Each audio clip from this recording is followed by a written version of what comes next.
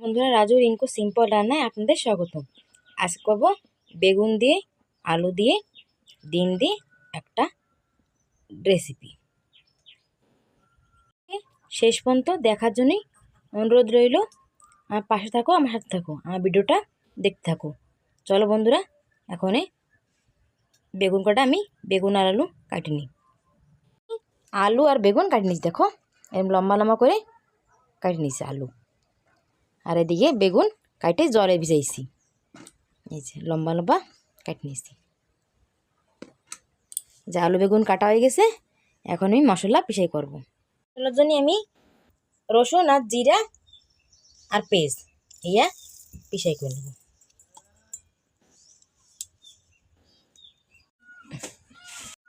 এই যে আমার মশলা পিষাই করে নেওয়া হয়ে গেছে, জিরা রসুন আর পেঁয়াজ পিষাই করছি। এখন রান্না করব। চুলো ধরাইয়ে করে ভেজে দিলাম, করে গরম হয়ে গেছে। এখন দিয়ে দেবো 1 চামচ তেল। অল্প তেল দিছি। আমি এখন ডিম ভাইজে নেব। ওই দুটো ডিম রাখছিলাম না, ওই দুটো ডিম আমি ভাইজে নেব। ওদিকে তেল গরম হচ্ছে, এদিকে আমি একটা ডিম ভেঙে এই যে বাটিতে নিয়ে নিছি। তেল আমার গরম হয়ে গেছে, এখন বাটিতে রাখা ডিম আমি আস্তে দিয়ে দেবো কড়াই করে।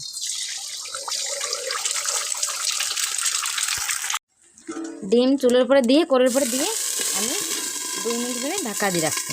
2 মিনিট ঢাকা দেওয়ার পরে এখন আমি ডিমটা উল্টে দেবো। দেখো কি সুন্দর হয়েছে। এরকম করে আমি আর একটা ডিমের অমলেট বানাই নেব। একটা অমলেট বানিয়ে নিয়েছি, যে আর একটা ডিমের অমলেট বানাই নেব।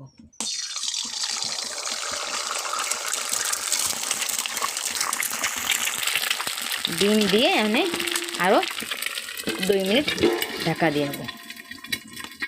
এই যে আমার 2টা ডিমের অমলেট বানানো হয়ে গেছে। এখন আমি এই যে আলু বেগুন ভালো মতো ধুয়ে নিছি। এখন যেই কড়াইতে ডিমের অমলেট বানাই সেই কড়াইতেই আমি বেগুন কটা ভাজে নেব। কড়াইতে তেল দিয়ে দিলাম। এই তেলে আমি বেগুন ভাজে নেব। হয়ে গেছে। এখন বেগুন দিয়ে বেগুন কটা আমি বেগুন দেওয়ার পরে আমি দিয়ে দেবো অল্প একটু হলদি পাউডার। সুন্দর একটা কালার হবে, তাই অল্প একটু হলদি পাউডার দিয়ে দেবো। হলদি পাউডার দেওয়ার পরে আমি ভালো মতো নেড়ে চেড়ে লাল লাল করে ভাজিয়ে নেব।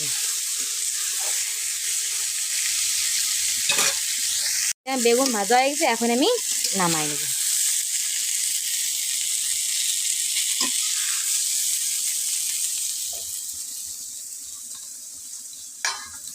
আমি বেগুন ভাজে নামাই নিছি।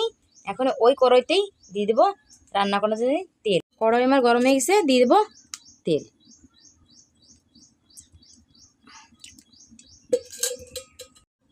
তেল গরম হয়ে গেছে, এখন দিয়ে দেবো আমি ছোটো চামচে 1 চামচ জিরা আর 2টো তেজপাতা।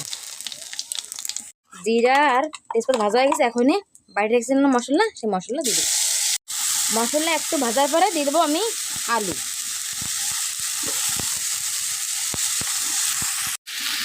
আলু দেওয়ার পরে আমি দিয়ে দেবো পরিমাণ মতন লবণ, স্বাদ অনুসার।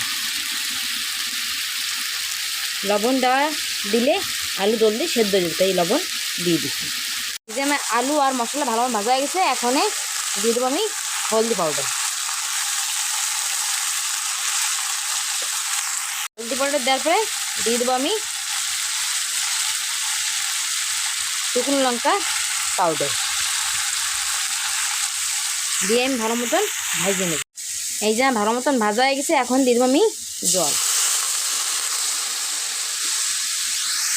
দেওয়ার পরে 10 থেকে 15 মিনিট আমি জাল করে নেব।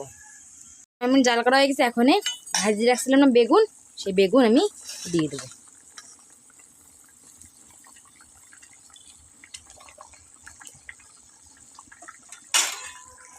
বেগুন আমার দেওয়া হয়ে গেছে, এখন ডিমের অমলেট বানিয়ে রাখছিলাম না, সে ডিমের অমলেট দিয়ে দেবো।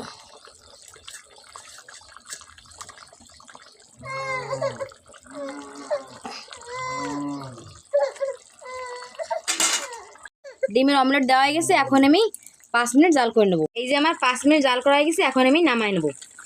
ডিমের চুলোতে নামানোর পরে দিয়ে দেবো আমি 1 চামচ গরম মশলা পাউডার।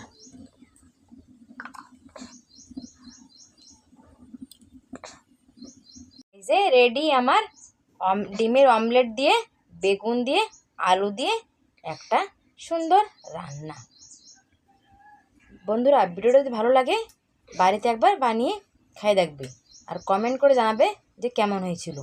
আমি যেই পদ্ধতিতে বানাইছি তোমরা সেই পদ্ধতি ফলো করবে, ফলো করে এই রেসিপিটা বানাবে, আর খাইয়ে আমারে বলবে যে কেমন হয়েছিল। ভিডিওটি যদি ভালো লাগে লাইক, শেয়ার, সাবস্ক্রাইব অবশ্যই করবেন। আগামী দিন দেখা হবে নতুন একটা রেসিপির সঙ্গে। Tata, bye bye.